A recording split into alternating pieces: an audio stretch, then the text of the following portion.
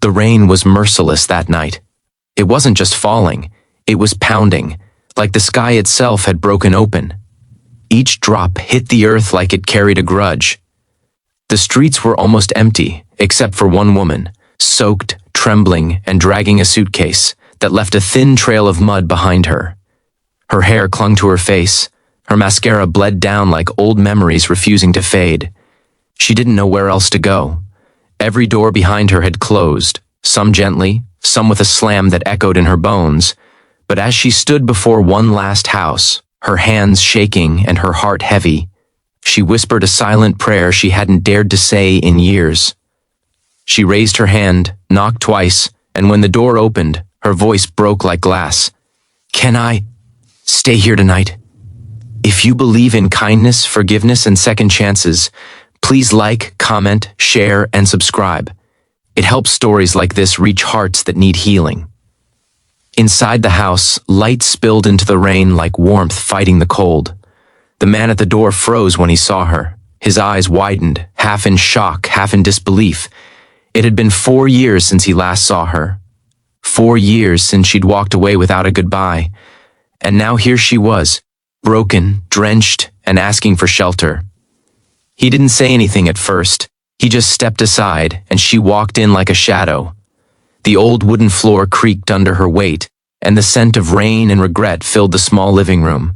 She stood there, unsure where to put her suitcase or herself. He quietly fetched a towel, placed it in her hands, and turned away before their eyes could meet too long. She had left him back when everything started falling apart, when debts, fights, and misunderstandings drowned their love faster than they could save it. She said she needed space, that she'd come back once she found herself again. But she never did, and he stopped waiting the day he saw her engagement photo with someone else on social media. But life had a cruel sense of irony. The man she'd chosen turned out to be everything she never saw coming. Charming in public, violent behind closed doors. The bruises healed, but the fear stayed. She'd tried to hide it, pretend it wasn't that bad, until tonight, when he threw her out for crying during an argument. So she ran. No umbrella, no plan, just a suitcase and her shaking hands, and somehow her feet brought her here, to the only man who once made her feel safe. The silence between them was almost sacred, broken only by the faint ticking of the old wall clock. He poured her a cup of tea, and she accepted it without looking up. Her fingers trembled around the mug, not from the cold, but from everything she was trying not to say. He wanted to ask 100 questions, but the words felt too small for the moment. Instead, he said softly, "You can stay." Just that.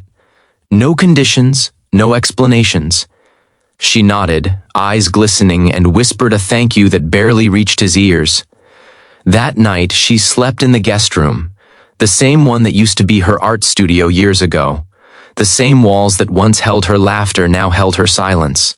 When morning came, the rain had stopped, but the clouds still lingered, heavy and low. He was already awake, making breakfast like he always used to. The smell of toast and coffee drifted through the air, carrying memories neither of them wanted to relive but couldn't escape. She walked into the kitchen, wearing one of his old shirts he'd left folded on the chair outside her room. For a moment it felt like time had reversed, like they were still that couple who fought over burnt toast and laughed it off minutes later. But the look in his eyes reminded her they weren't those people anymore. He finally asked, "Why here?" She looked down, twisting the fabric of his shirt between her fingers, because this was the only place that ever felt like home. Her voice cracked, and she quickly looked away. He didn't respond right away. He just nodded, almost to himself, and went back to buttering the toast. But inside, something shifted, like a door unlocking in a room he'd long sealed shut. Over the next few days, she helped around the house, quietly folding herself into his routine. He went to work, she cleaned the old porch, cooked dinner, watered the dying plants he never cared much for. She didn't say much about her past, and he didn't ask. Some wounds didn't need words, they needed time, and silence, and small kindnesses. One night, while they were watching the rain again, she finally spoke. "He used to tell me I was worthless," Her tone was flat, but her hands were trembling. That no one would ever want me back. He turned to her, but she wasn't looking at him. She was staring at the window, watching raindrops race each other down the glass. I almost believed him, she continued, until I found myself outside your door last week. I didn't even plan it. My legs just brought me here. He took a slow breath, his heart twisting with both pain and something softer. You're not worthless, he said quietly. You were just with someone who couldn't see your worth. Tears rolled down her cheeks, but she didn't wipe them away. For the first time in years, she let herself cry without fear. He didn't move closer, didn't try to hold her. He just let her break safely.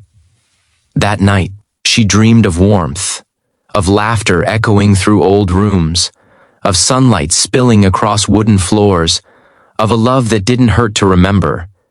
And when she woke up, for the first time in years, she didn't feel afraid. Days turned into weeks. She found a small art job nearby, painting cafe walls and designing menus. Her smile returned slowly, like a flower learning to trust the sun again.